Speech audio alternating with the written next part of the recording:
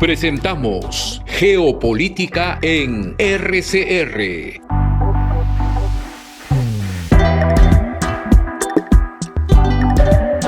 Muy buenas noches. Doy la bienvenida calurosa, respetuosa y plena de agradecimiento a la presencia del doctor Luis Solari a la Fuente. Él no necesita mayor presentación para el público nacional y para algunos países que también están conectados a través de las plataformas de red de comunicación regional. Baste decir que es médico, docente universitario, ha sido decano de la Facultad de Medicina de la Universidad Sede Sapiencia, trabaja hoy en otra universidad católica también, ha sido presidente del Consejo de Ministros, que aquí le dicen Premier equivocadamente, y ha sido también ministro de Justicia. Es un destacado teórico y analista de las administraciones públicas, tanto en perspectiva analítica nacional como en perspectiva comparada. Muchas gracias, doctor Solari, muchas gracias, Luis, por atender este pedido. Vamos al grano directamente. ¿Cómo has visto tú el resultado del proceso de elecciones para constituyentes en la República de Chile? Y después poco a poco iremos conversando para ampliar algunos otros aspectos que me parezcan útiles para nuestra audiencia con un sentido educativo y no de opinocracia. Adelante, Luis. Con mucho gusto. Para poder mirar este resultado hay que retroceder un poco en el tiempo y mirar que en América Latina en este momento hay una crisis, hay una ola de gobiernos electos por las minorías. Es una ola de ausencia de mayorías. Ese es como le llama el Latinobarómetro 2021, y efectivamente tenemos el presidente Lasso de Ecuador, fue electo con 35%, Castillo, Perú, con 35%, Lula con 37%, Petro, 29% de Colombia, y Boric, 31%. Estos eran, aquí tenemos combinados, ¿no? Boric es electo, ya para irnos centrando en el resultado de ayer, Boric es electo con 31%, pero con voto voluntario. Para que hagamos una idea el significado del voto voluntario en un territorio como América Latina, donde las administraciones gubernamentales no le resuelven los problemas a las personas. O sea, como no hay control político de los parlamentos y no hay control político social porque hay una escasez de sociedad civil en la región, entonces las promesas electorales pasan al desván, al basurero, y cada gobierno hace lo que le viene en gana y no lo que debe ser hecho ni lo que prometieron hacer. Entonces, los votos voluntarios van desencantando a la gente que deja de ir a votar. Michelle Bachelet tuvo, en su última elección, fue presidenta con 26% del padrón, 26% del registro. Muy bien. ¿Qué sucedió? ¿Qué sucede con estos presidentes electos por minorías? Como dicen, no, yo he ganado con mayoría, la mayoría hace lo que le viene en gana, y se olvidan de que son presidentes por minoría y que tienen que gobernar con y para la mayoría que no ha votado por ellos también. Entonces, ¿qué hacen muchos de ellos? Que fue el error que cometió el presidente Boric. Hacen un gabinete ministerial de su sector que votó por ellos. Y ese sector, obviamente, se olvida de gobernar para la mayoría que no votó por ellos. Este ha sido el problema principalísimo que ha tenido, por supuesto, el presidente Boric y el gobierno de Chile, ¿no? Un presidente que gana con 31% de todos los electores registrados y que se comienza a comportar como si hubiera ganado en primera vuelta con 60% de los votos. Ese es el primer error tremendo que hizo este gobierno. El segundo error fue ¿no es cierto?, que las izquierdas en América Latina piensan que, y tienen esta concepción teórico-académica que ningún buen especialista de derecho la aceptaría, que la norma determina la realidad. O sea, una nueva constitución va a cambiar todas las cosas. Y eso no es así. Las normas legales y las constituciones son el reflejo de lo que sucede en la realidad. No crean una realidad nueva, sino que regulan la realidad existente. Y Entonces, cuando, además que la gente, esos partidarios quieren convertir a la Constitución en un proyecto nacional de su sector de largo plazo, que es un asunto que no necesariamente está en una Constitución. Las constituciones no, pues no son eso, ¿no? la Constitución refleja no lo que la gente, bueno, lo que la gente quiere, pero casualmente el error de este grupo fue hoy nuestra Asamblea Constituyente del año 21 ha sido elegida por 60 y tantos % de votos a favor. Sí, pues, pero 60 y tantos del 26% del padrón. O sea, era una asamblea constituyente elegida por minoría. Entonces, si tú tienes una asamblea constituyente que está elegida por 26% del padrón, ¿ok?, que han ido a votar, y a la hora que apruebas el texto final, el 60% vota a favor de ese texto final, y tú lo mandas a referéndum, resulta que en el referéndum 74% no votó por el cambio de constitución, y por eso no fue a votar. Entonces, ese 74% que hizo desaprobó la constitución porque no estaba de acuerdo con lo que se había hecho ahí. Entonces, esto tampoco ha sido leído por el gobierno del presidente Boric. La explicación que la dio a ese fracaso, que la razón del fracaso de la constituyente anterior es una absoluta ceguera política y una ceguera para la matemática política, que es un componente indispensable de cualquier análisis electoral. Entonces, ayer el presidente Boric ha salido y ha explicado y ha dicho: el proceso anterior de la Asamblea Constituyente fracasó porque no supimos conversar. Pero no es que no supieron conversar. Las izquierdas en la Asamblea dijeron: nosotros tenemos mayoría y hacemos el texto que nos da la gana. Y eso fue lo que hicieron, ¿no es cierto?, cuando solamente tenían 26% del electorado, y de ese electorado tenían el 60%. O sea, Además que de era un lejos. texto que más bien parecía una lista de reivindicaciones, para no decir que era una lista de lavandería, una lista de reivindicaciones sin coherencia entre sí. Era imposible que fuera aprobada en un referéndum, porque la mayoría de los que fueron a votar al referéndum no estaban de acuerdo con lo que se había aprobado, como quedó demostrado. Entonces, no es que no supieron dialogar, sino es que hasta ahora, mira, hasta ahora, porque ayer el presidente Boric ha dicho: esto fracasó por esto. No, señor, no fracasó por eso.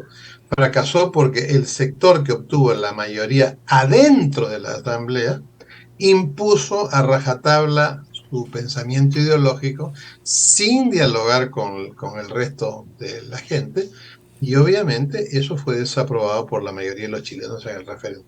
¿Qué ha pasado desde el año 21 al 23? Esta terquedad de los gobiernos que dijeron: no, necesitamos una nueva constitución. Entonces, obviamente, como desde que subió el presidente Boric a la fecha, se ha comportado como si hubiera ganado con una gran mayoría y no con el 31%, entonces obviamente su agenda está a favor del 31%, y que ha ido haciendo la gran mayoría, le ha ido quitando popularidad. Entonces, lo que nosotros hemos visto ayer es la consecuencia de error político tras error político. ¿Y en qué consiste el error político? Como decía Kennedy, ¿no? Se puede ganar con la mitad de los votos, pero no se puede gobernar sin la otra mitad, ¿no? Entonces, ¿qué hizo Angela Merkel en Alemania cuando no ganó con mayoría absoluta el gobierno? Se unió con su rival tradicional, con su contendor tradicional, que era la socialdemocracia, y unidos se unieron por el bien de Alemania. Y Eso en América le dio Latina. importantes ministerios a la socialdemocracia. Obviamente, no hay pacto de gobierno sin compartir el gobierno, ¿ya no? Entonces, ¿qué ha pasado el día de ayer? El día de ayer lo que ha sucedido es la consecuencia natural de un proceso de errores políticos con el cual la gran diferencia del proceso anterior con el proceso de ayer es que ayer ha habido voto voluntario. De 15 millones y pico de chilenos que constituyen el padrón electoral, han ido a votar 12 millones y medio. Y de esos 12 millones y medio, los votos emitidos han sido como 10 millones. O sea, estamos hablando que 2/3 de los que fueron a votar fueron votos válidos. O sea, así se hacen las cosas en América Latina, con una población desencantada de la política y de los Permíteme un partidos. añadido en este punto. ¿Podrías añadir, por favor, el número de votos nulos y en blanco? Bueno, el votos nulos y el blanco son cerca de 2.700.000. Entonces, haciendo Por, esta aritmética electoral, se está repitiendo cierta tendencia ya conocida, lo cual lleva al punto que tú dijiste anteriormente. No ha habido una buena lectura, ni menos, como quien dice, una satisfacción de obra, un cambio de conducta. bueno, y esto, por supuesto, y ayer me hizo mucha gracia el presidente Boric, ¿no? Cuando dijo, porque nosotros vivimos en un movimiento pendular de la izquierda hacia la derecha y hay que detener ese péndulo. Claro, cuando la izquierda gana, oye, qué bien, hemos pendulado hacia la izquierda. Y cuando la izquierda pierde, oye, hay que detener el péndulo. Y todos tenemos que trabajar, todos tenemos que conversar. Pero sí era una gracia en los programas de comentario anoche de política, ¿no? O sea, la izquierda es, yo he ganado, yo hago lo que me da la gana. Castillo, el típico ejemplo. Yo he ganado con la mayoría de los votos válidos, yo hago lo que me da la gana. Sí, compadre, pero 65% no votó por ti, estás equivocado. Y en el caso de Boric, el 69% no había votado por él. Es lo mismo que le está pasando al presidente Petro en Colombia, que Dramáticamente para su, los colombianos. que su reforma de la salud y reforma de la educación, él ha ganado y no se da cuenta que no ha ganado pues con 60% en primera vuelta, entonces no puede hacer lo que le da la gana. Y la gente, y sus aliados, que eran los partidos tradicionales que habían aceptado, ok, vamos a hacer lo que hay que hacer por y para Colombia. Entonces le dieron apoyo, le dieron mayoría en el Parlamento, pero no le dieron mayoría en el Parlamento para que Petro gobernara como si hubiera ganado con 60%. Él ha ganado con 29%, y si tiene el apoyo de los partidos tradicionales, oye, es porque su reforma de salud y su reforma de educación tiene que ser teniendo en cuenta lo que sus apoyos le están diciendo que haga. No, él mandó al Parlamento una reforma de salud y de educación que solamente satisfacía a sus partidarios. Obviamente, los partidos aliados rompieron el pacto, votaron en contra, y lo que hizo Petro, la respuesta de Petro fue: cierro, le pido su renuncia al gabinete y voy a votar a estos tipos del gabinete. O sea, se tiró al abismo sin paracaídas. Eso va a terminar mal, pero regresemos al tema de Chile. Entonces, obviamente, error tras error, lo que ha pasado es que la derecha ayer ganó ampliamente el, ah, los espacios en el Consejo Constitucional, que era de 50 personas. Ayer cerró la noche con 22 a favor del partido más importante de derecha, que es el Partido Republicano, y de ayer a hoy le quitó un escaño más al partido de gobierno, que es Unidad para Chile. Ayer cerró el día, Unidad para Chile tenía 17 y el republicano 22, perdón. 22. Y hoy día, al cierre de la noche, el republicano tiene 23, la Unidad para Chile tiene 16, y el otro partido que es de centro derecha, que es Estaba Chile en Seguro, 11. tiene 11. Tiene 11. Entonces, no solamente, entonces, era muy gracioso ayer ver los comentaristas, ¿no? Porque el del Partido Republicano decía, bueno, nosotros conversaremos con todos, no sé cuándo. Y los que hace 2 años hicieron lo que les dio la gana en la constituyente, decían, sí, sí, porque tenemos que dialogar, tenemos que hacer acuerdos, sería muy malo que impongan su mayoría, sino que tenemos que encontrar una constitución válida para todos. Y yo creo que esta cuestión constituyente en Chile va a explotar, ¿no? Sí, Pienso y que la sobre eso izquierda vamos a va a invitarte de insistir. nuevo para otra conversación. Quiero que la izquierda va a insistir en hacer su agenda equivocamente y la derecha va a decir, ¿sabes qué? Las cosas son así, nosotros estamos aquí representando al pueblo y no queremos hacer eso. Entonces yo creo que la izquierda va a patear el tablero y se levantarán y seguirán, a menos que los sueldos hagan que no se levanten, ¿no? Pero en principio me da la impresión Yo que ellos van a estuve, patear el tablero y van a decir que a la derecha sí, nos quiere imponer una constitución con los modos antiguos, etcétera, yo etcétera. estuve hasta la madrugada viendo esas declaraciones y hay un asunto que me llamó la atención de un amigo con quien nos escribimos y que fue lo siguiente. El discurso de Boric va a tener una respuesta más a la izquierda, más ultra de crítica, o sea, no lo va a cohesionar con los suyos, sino que es un discurso completamente socialdemócrata para algunos, ¿no? Y hasta demócrata cristiano para otros, y entonces eso va a generar una contradicción más fuerte dentro del equipo de gobierno. Ese es un apunte que me hizo un amigo por teléfono. ¿Qué te parece a ti ese puntito? Bueno, primero el social cristianismo, o sea, la democracia cristiana chilena ya no existe, Sí, porque los desapareció. partidos, la doctrina social de los partidos demócrata cristianos o social cristianos, el social cristianismo es doctrinalmente es de centro. Toma algunos elementos de la centro derecha y otros elementos de la centro izquierda, pero se mantiene al centro en el sentido de que yo tomo de aquí y tomo de allá para mantenernos unidos en la diferencia. Ese es el secreto del centro. Así es. Y ayer lo escuché al presidente de la democracia cristiana decir en este programa de entrevista tan bueno que se llama Estado Nacional, lo escuché decir que ellos son de centro izquierda. O sea, cuando un social cristiano se define centro izquierda, simplemente significa que nunca entendió lo que significa ser de centro. Entonces, el discurso de Boric ayer, yo no lo interpreté en el sentido que dice tu amigo que lo va a hacer enemistarse más con la extrema izquierda, sino, como te digo, me pareció que estuvo lleno de errores políticos graves, ¿no? O sea, decir que el fracaso del anterior era porque no habían sabido dialogar. No, no sabieron leer la realidad. Uno no puede. La política es como un semáforo.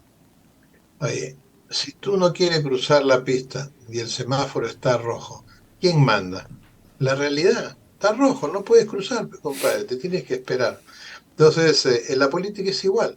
Si tú miras la realidad y tú vas conduciendo un auto, ¿no? Que es un país, y, y se te baja una llanta, y tú vas y compras una batería en vez de comprar una llanta baja, significa que estás al margen de la realidad. Entonces, el discurso de Boric para mí fue primeramente, si tú partes de un error de interpretación del origen del problema, significa que el problema o no lo vas a resolver o lo vas a empeorar. Y lo que va a hacer Boric lo va a empeorar porque él va a disponer que sus partidarios en la asamblea hagan la agenda de ellos. O sea, todavía Boric no entiende que no se puede gobernar solo para el 31% que votó por él, pero él tiene que gobernar para todos, pero no se puede gobernar para todos si no se gobierna con todos. Es una cuestión elemental. ¿Cómo yo voy a hacer que los que piensan rojo hagan los sueños de los que piensan azul, eso no es posible a menos de que yo combine rojos con azules. Y en los gabinetes se hagan los debates y se sacan cuestiones balanceadas que satisfagan a rojos y azules. Así se gobierna. Entonces, esto que me dijo un amigo chileno, me dijo cuando ganó la elección Boric, me dijo, oye, ¿y qué tal tu gobierno? No, ya había pasado un año, ¿no? Me dijo, ¿y qué tal? Bueno, mira, le dije, tiene un gran avión al que se le han olvidado de ponerle las llantas. Así me dijo. Esa fue su descripción del gobierno. Y aquí se ha cumplido al pie de la letra. Tiene un gran avión que es el gobierno y no ha sabido aterrizar leyendo lo que pasó en el proceso anterior para que en este proceso no sucediese lo que ha pasado, que es un Ahora, fracaso completo para el gobierno de Chile. ahora hay un punto que agradecería tu comentario, tu reflexión. Mencionaste el caso de la democracia cristiana. Hoy día las siglas son completamente diferentes a lo que fueron en Chile durante cerca de 50 años, las siglas partidarias. Entonces hay partidos que se fueron para no volver y otros que se han refundido. Entonces, me gustaría que nos hicieras una reflexión sobre este decaimiento de las organizaciones partidarias, porque hay un decaimiento que no es inseparable del proceso de baja representación, sobre todo si se hace esa rigurosa comparación con el padrón electoral. Bueno, la democracia cristiana chilena está unida al partido, está unido a otros dos partidos y está en una alianza de centro izquierda. O sea, ya por definición ya desapareció. Pero ojo, no es que entre que la población se desencante del partido y que el partido no haga nada para reencantar, hay un eslabón que es literalmente como el eslabón perdido. A ver, O sea, ¿a qué me refiero? El problema de América Latina de la relación entre gobiernos y gobernados es la ausencia de sociedad civil. O sea, y eso uno lo comprueba a la hora que mira el informe del 2015 del Banco de Desarrollo de América Latina, la CAF, que hace un estudio comparado de los aparatos públicos en los continentes. Obviamente salen aprobados con nota aprobatoria los aparatos públicos de Europa, Canadá, Estados Unidos. Y salen desaprobados los aparatos africanos y de América Latina. ¿Cuál es la diferencia entre estos territorios? Que Europa, Canadá, Estados Unidos tienen una sociedad civil. ¿Y cuál es el rol de la sociedad civil hoy día en una democracia? Hacer el verdadero contrapeso al aparato público. pero Porque ojo, ojo, y perdóname fíjate que Luis. no estoy diciendo los gobiernos, porque los gobiernos compran o políticamente, o como en el caso de Castillo, con prebendas para los llamados niños, compran votos en los parlamentos. Entonces, en América Latina ha desaparecido el control político institucional por los parlamentos y no hay control político social. Entonces tú tienes, viene el presidente Belaúnde en el año 80, dice, yo le ofrezco a ustedes el paraíso, suban a mi microbús. Entonces suben al microbús y no pasa nada. Entonces la misma gente se baja del microbús, viene a Alan García en el 85 y dice, yo voy a darles el paraíso, suban a mi microbús. Y así suben al microbús de Alan García, al de Fujimori, al de Toledo, al de García, otra vez al de Humala, etcétera. Y cada vez que la población vota, no son los partidos en sí los que han fracasado, sino los miembros de los partidos que llegan a los gobiernos, la mayoría de veces ni siquiera toman en cuenta al partido de gobierno. Ellos toman sus decisiones y hacen lo que se les ocurre al margen de lo que la gente necesita. Ahora, Entonces, hay un punto que me ¿qué gustaría... pasa en Europa en esos sitios? Sí. La sociedad civil le exige. O sea, las asociaciones de consumidores, de pagadores de impuestos, de padres de familia, le exigen, ¿no es cierto?, a los parlamentos y a los ejecutivos que vayan por determinado camino a favor de la sociedad civil eso en América Latina no existe. O sea, Sí. no es, oye, la gente está desencantada de los partidos porque los partidos son una porquería.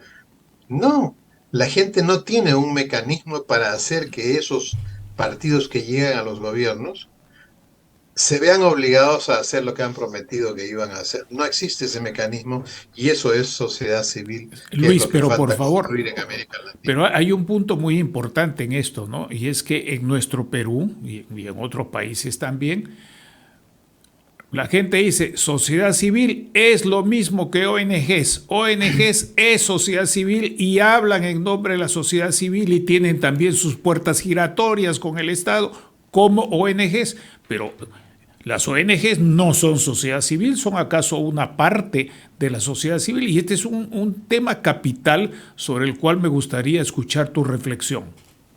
Bueno, una ONG es una organización no gubernamental que recibe fondos del extranjero para hacer la agenda de su cooperante, del dueño de los fondos.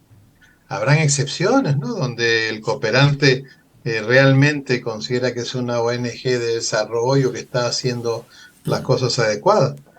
Una verdadera sociedad civil es una sociedad que se autofinancia. ¿Cómo se financia la sociedad civil alemana, estadounidense? A la hora de pagar los impuestos, hay un pequeño espacio de los impuestos que son de libre disponibilidad del contribuyente y decide dárselos al organismo de la sociedad civil que cree que va a representar sus intereses. Pero Así, también porque la hablemos de parte los más difícil de trabajadores, de una, los mira, empresarios.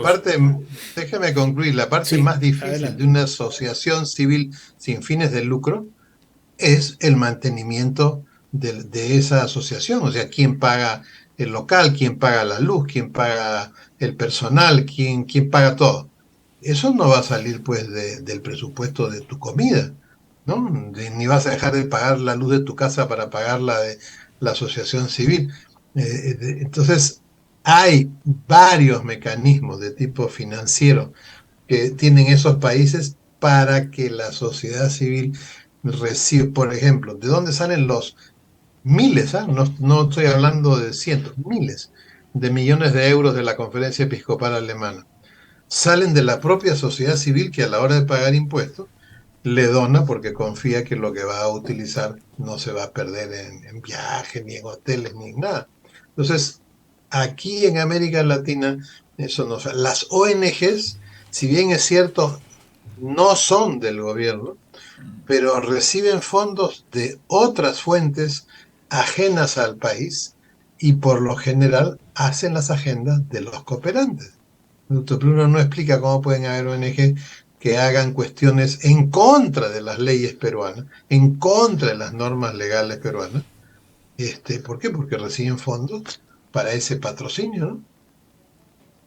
Efectivamente, y como ha cambiado bastante la estructura social en el mundo, nos olvidamos que los trabajadores, todo tipo de trabajadores, rurales o urbanos, sus sindicatos, sus organizaciones, las organizaciones de vecinos, las organizaciones de estudiantes, todo eso es una red muy compleja de sociedad civil y no solamente las ONGs como mucha gente lo tiene, lo da por hecho y por sabido aquí en el país, y ONGs que hablan en nombre de la sociedad civil. Todos los días estamos preñados de ese tipo de declaraciones.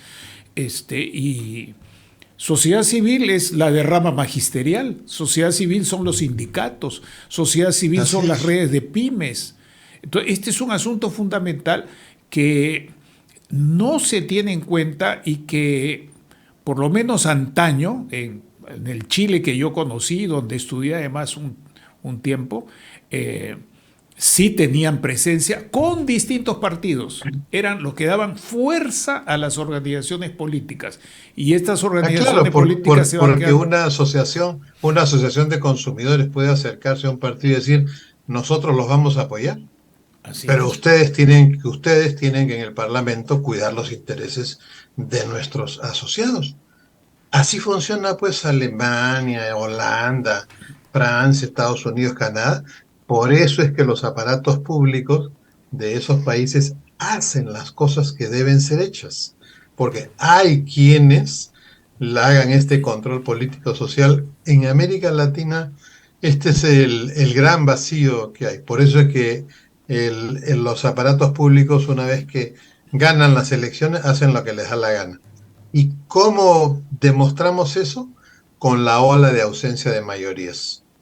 Presidentes y gobiernos que llegan con minorías de los votos de los padrones electorales y se comportan como si hubieran ganado con mayoría y crean, como anticipó el Latino Barómetro, crean serios problemas de gobernabilidad al gobernar para sus electores y no para los que no votaron por ellos. ¿Crees tú, esto es una creencia, la pregunta está mal hecha, en la hipótesis de la orientación tradicional del grupo de derecha que quiera imponer, ¿qué se puede pensar que haga esta mayoría de derechas? Si esta mayoría de derechas y centro, que van a tener alianza con el centro en Chile, quieren hacer solo lo de ellos, van a estar repitiendo desde el otro lado lo que intentó hacer la agrupación, esta agrupación colectiva multiforme que acompañó a Boric. Por supuesto, pero si eso lo hemos vivido acá en el Perú también, cuando se defenestra a Vizcarra acá. Todo el aparato gubernamental estaba en manos de las izquierdas, mayoritariamente de la centroizquierda. O de sus ONGs. Entonces, escucha, lo eligen a Merino presidente, y Merino, ¿qué hace?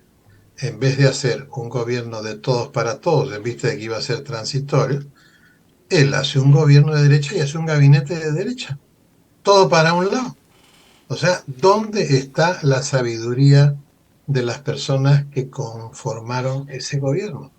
Cuando lo que tenían que hacer era un gobierno que fuera una mixtura de las diferentes tendencias. Porque mira, si las diferentes tendencias existen en la sociedad, tú no puedes tener un partido político no puede reflejar como un espejo lo que es la sociedad. Siempre en los partidos debe haber una cierta pluralidad, siempre. O sea, no un pensamiento monocorde, sino no hay debates, no hay partido, ¿no? No hay debate, no hay partido. Entonces, si la derecha chilena utiliza sus 34 votos y comienza a hacer lo que le da la gana y a rechazar todo, va a hacer lo mismo que hizo la izquierda y va a ser obviamente una constituyente absolutamente estéril, ¿no? Y yo escuché anoche en varios de los programas, estuve escuchando y viendo varios programas, y en uno de ellos, uno de los representantes de la derecha dijo muy claramente y con mucha prudencia, dijo algo así: bueno, si no hay una nueva constitución, después del trabajo que se haga, si el pueblo no la vota en su favor, entonces haremos otra. Nos quedamos, no, él dijo otra cosa, nos quedamos con la constitución que no es de Pinochet, dijo, porque ya eso tiene muchísimas reformas. Ojo, decía, esto ya no es la constitución de Pinochet, sino que es una constitución que se inició ahí, pero que tiene muchas reformas. ¿Cuál es tu reflexión sobre este dicho, esta declaración? Está grabado, por si acaso. Lo que pasa es que por más reformas que tengan, son las firmas. O sea, la firma es un símbolo, es como un sello del lacre, ¿no? Documento de un edicto antiguo. Entonces, pero en el fondo, lo que quienes reclaman nuevas constituciones en toda América Latina hoy día, reclaman las izquierdas. Esa es su gran agenda. Como no tienen agenda, la agenda es: vayamos a cambiar las cosas a través de la norma. Y todos los especialistas de derecho saben de que las normas no crean una realidad distinta. ¿Alguien cree que por una constitución nueva en algún país de América Latina no va a haber injusticia? No, porque la solución de la injusticia no es la constitución. Por ejemplo, en el caso del Perú, que es 75% de las provincias son rurales. ¿Cuál es la solución a la injusticia territorial en el Perú? Oye, un proceso de asociatividad intensiva para unir a los pequeños productores para el comercio exterior con un sistema productivo totalmente distinto en el que la tierra no se ponga en garantía, sino se ponga la prenda productiva y que esa prenda productiva esté asegurada.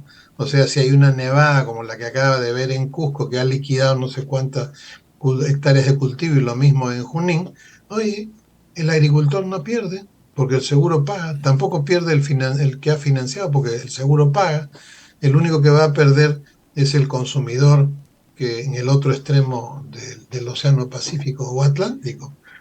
Eso es una revolución y eso no lo va a hacer, eso no lo va a hacer una nueva constitución, ¿no? Ni una nueva norma. Y te voy a poner un ejemplo. Esa revolución está normada por la ley 28298, que cuando yo fui presidente de la Comisión de Economía dijimos, vamos a hacer una revolución productiva, pero para que no sea discrecional de que el gobierno tal la aplica y el gobierno tal no la aplica, vamos a hacerlo como ley. Ok, se hizo la ley, se hubieron consultores, todo, ayudaron al financiamiento de la cooperación internacional. ¿Qué ha sucedido con con este sistema creado en el 2004? El Ministerio de Economía nunca lo ha reglamentado para que no se pueda aplicar. Entonces han terminado el MEF protegiendo a los agiotistas y usureros de las zonas rurales, nuestros hermanos y hermanas de las zonas de pobreza crónica en el Perú, hace 18 años que siguen en la esclavitud, porque la pobreza te esclaviza, ¿no? En esta esclavitud que es la pobreza, en vez de hoy día, ¿sabes lo que es 18 años de una revolución productiva en un país como el nuestro? Entonces, aquí tienes el ejemplo. La norma no va a cambiar nada. Por esa razón es que cuando tú te dicen, no, la nueva constitución para la solución, tú te das cuenta que las personas, los dirigentes, no tienen idea de cómo se resuelven los problemas en un país. Los problemas más graves, no, la pobreza, no. Lo más grave, lo más doloroso en un país es la injusticia. ¿Por qué los organismos no hablan de injusticia? Cuando tú hablas de injusticia, significa que hay unas personas que la sufren y hay otras personas responsables. Cuando tú dices pobreza, no solamente son los pobres los que la padecen, pero no estás señalando a los que la originan. En la injusticia sí, siempre hay alguien o un grupo, por ejemplo, se destruyó el Consejo Nacional de Descentralización y la descentralización se fue a la porra. Oye, la norma, pues, fue un error en la ley. No, son las personas que decidieron cerrar el proceso de acreditación de competencias para que cada gobierno regional solo pudiera hacer aquello que era capaz. Entonces, esto que tú dices es sumamente importante porque en este momento Colombia y Chile son los dos laboratorios de la izquierda en donde ya vemos que los dos se están yendo al fracaso, ¿no? Al fracaso porque no son grupos que se han dedicado a estudiar sus países, sino que se han dedicado a agendas muy pequeñas, que cuando tú le dices, a ver, ¿qué haces con esto? Que necesitas tienes una agenda de 5 puntos y tienes un país que necesita 500. Fracaso seguro. Bueno, eso está ocurriendo también, bueno, ya Venezuela, Nicaragua, el Honduras, que está en una situación bastante delicada ahora, y todo eso hace que el conjunto de América Latina, no obstante su potencialidad, su potencial y las inversiones que existen y las capacidades humanas que existen, esté en una situación precaria de declinio, de decaimiento y de menor capacidad en la relación internacional, en el mundo geopolítico y geoestratégico. A mí me gustaría que en estos minutos que nos quedan tuvieras la bondad de hacernos una suerte de prospectiva. ¿Cómo ves que pueda encarar los temas gravísimos de seguridad y todo esto al mismo tiempo que ese proceso constituyente el presidente Boric? Mira, lo que está pasando en el mundo en principal, digamos, ¿no? Tú sabes que esto es como, al fondo hay sitios, ¿no? Hay una trama principal y una serie de tramas colaterales, como una película de superhéroes, ¿no? ¿Cuál es la trama principal en el mundo en este momento? El conflicto hegemónico entre China y Estados Unidos. Y es un conflicto que está en nuestras narices. La lucha por el control del Indo-Pacífico, que es el Pacífico Norte, y el control del Pacífico Sur, ¿no es cierto? Este, ese control del Pacífico lo va ganando Estados Unidos. Entonces China ha decidido invadir América Latina. ¿Mm? China tiene 100 puertos en 60 países y China controla en este momento con esos 100 puertos el comercio marítimo, que es como decir, las arterias del comercio marítimo las controla China, pero no va a poder controlar el Pacífico. Nosotros, América Latina, éramos pues el sitio que proveía insumos, minerales. Resulta que a raíz de los cambios que han habido después de la caída del muro de Berlín, América Latina es el territorio geoestratégico más importante de la Tierra, porque es la Tierra Media que está entre el Pacífico y el Atlántico. Existe en América Latina, en las cancillerías de América Latina, en la cabeza del presidente Boric, en la cabeza del presidente Petro, en la cabeza de la señora Boluarte, en la cabeza de Lula.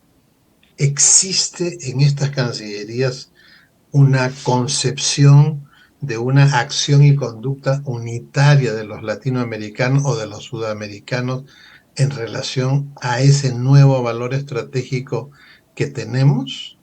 No, nuestros países ni siquiera se portan como espectadores de un teatro en el conflicto hegemónico, se portan como las butacas del teatro.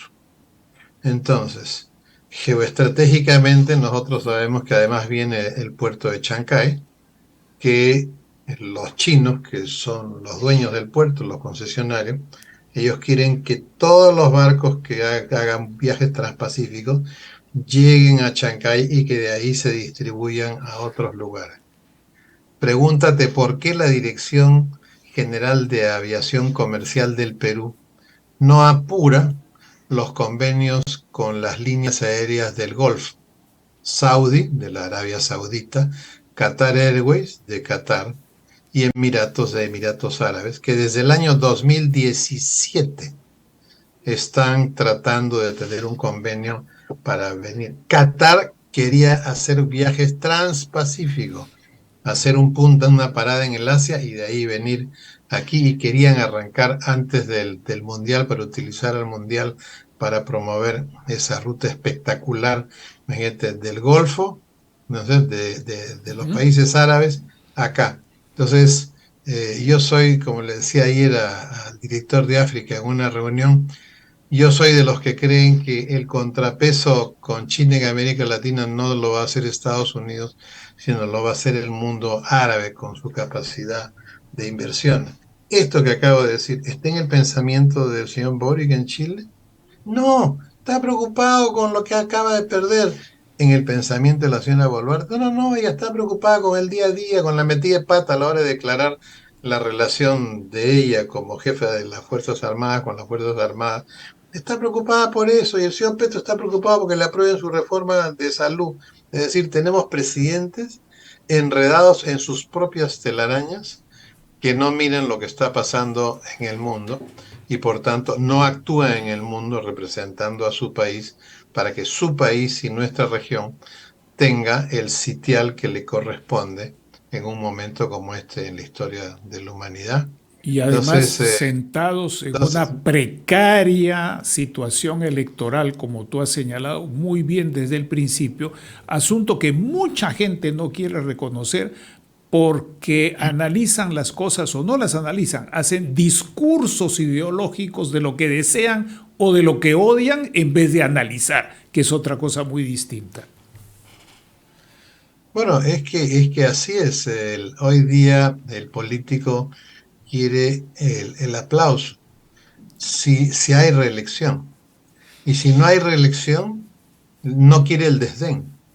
O sea, en buenas cuentas no quiere nada, pero sí está pensando en mantenerse flotando. Entonces, para flotar, necesita cuestiones inmediatas, cosa que el resultado se ve inmediatamente. O sea, los verdaderos políticos son como Adenauer, como la gente que construyó la Nueva Europa, que son Moiséses, que están en camino a la tierra prometida, saben que no la van a ver, pero saben que otros sí la van a ver y la van a disfrutar. O sea, si yo hoy restituyo la educación humanista en América Latina, yo sé que el resultado lo voy a ver dentro de 25 años. Como los tipos que la eliminaron en la década del 90 sabían que después de 22 años íbamos a tener una catástrofe moral y conductual en América Latina. Hay un informe ya sobre esta estupidez que hizo el Banco Mundial en la región. Y hay una tesis doctoral muy buena de una profesora Guamán sobre el impacto de la eliminación de la formación humanista en la educación básica peruana. Impresionante, ¿no? Entonces, si nosotros hoy tomáramos esas decisiones, estamos seguros que los resultados finales se van a ver dentro de 20 años. Igual si tomáramos la decisión de asociar a todos los productores pequeños del Perú. Hoy día el primer exportador de cítricos no es una agroindustria, son 50 pequeños productores. O sea, no tenemos Moiséses hoy día, ni Konrad Adenauer en nuestros países en América Latina. Bueno, creo que nunca los hemos tenido.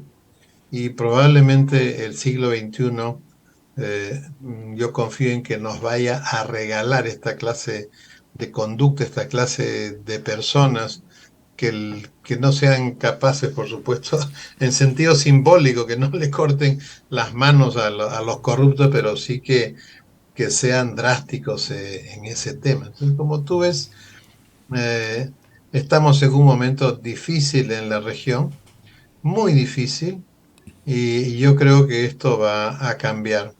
¿Qué signos hay para que cambien? El primero, tú sabes que lo primero uno tiene que mirar los signos en los intangibles. Ya hay una corriente grande dentro de los educadores de la necesidad de reinstalar el enfoque socioformativo o educativo. Dos, a nivel laboral, la primera destreza laboral demandada en el hemisferio norte representado por Estados Unidos, la primera destreza son las relaciones interpersonales, es decir, los gritones, los maltratadores, esos no tienen sitio. Es un signo de que retornamos a un humanismo fraterno. Y según la segunda destreza, la analítica, es decir, no hagas aquello que no, si no entiendes la realidad, llama a otros para que te ayuden a entenderla y puedas tú cambiar las cosas. Tercero, si tú vas a hacer una revolución productiva, obviamente este es el momento. ¿Quién te va a comprar tus productos? La nueva clase media mundial, la nueva clase media china, la nueva clase media La India, hindú. Australia, Indonesia. ¿Y qué necesitas? Necesitas traer a las aerolíneas que están en esos países para que vengan acá y te ayuden a tus productos que son perecibles. O sea, ¿yo qué exporto? Sí, tengo minerales, pero si yo pusiera todas las provincias a exportar por asociatividad productos agrícolas, necesito aerolíneas, porque no puedo mandar espárragos pues por barco, no puedo mandar uvas por barco, tengo que mandarlas por avión. Entonces, si tú vas a hacer esas cuatro cosas y tener un Perú distinto, totalmente distinto, entre 10 y 20 años, tú estás seguro de que no vas a mirarlo como, digamos, como gobernante, como gestor, como hacedor, como decisor, pero lo tienes que hacer para que otros lo vean. Eso nos falta en este momento en la región. Gente que sepa lo que hay que hacer, pero que sepa que no va a disfrutar los aplausos de eso que sabe que hay que hacer para que otros, fíjate, que tú hagas algo que vaya a ser aplaudido, muy aplaudido, pero para que ese aplauso vaya a otras personas que vengan después. Muchas gracias, Luis. Esa cuestión, digamos, América Latina está vacía en este momento de eso, ¿no? Bueno, este programa y tu contribución, y como la de otros invitados, trata de llenar en parte lo que se puede de ese vacío para superar lo que yo llamo la desinformación. Muchísimas gracias, Luis, por tu contribución. Hemos ido de Chile a nuestra patria y hemos visto también algunas pinceladas básicas del entorno geopolítico en el cual vivimos, tanto Chile como el Perú. Muchísimas gracias, un fuerte abrazo.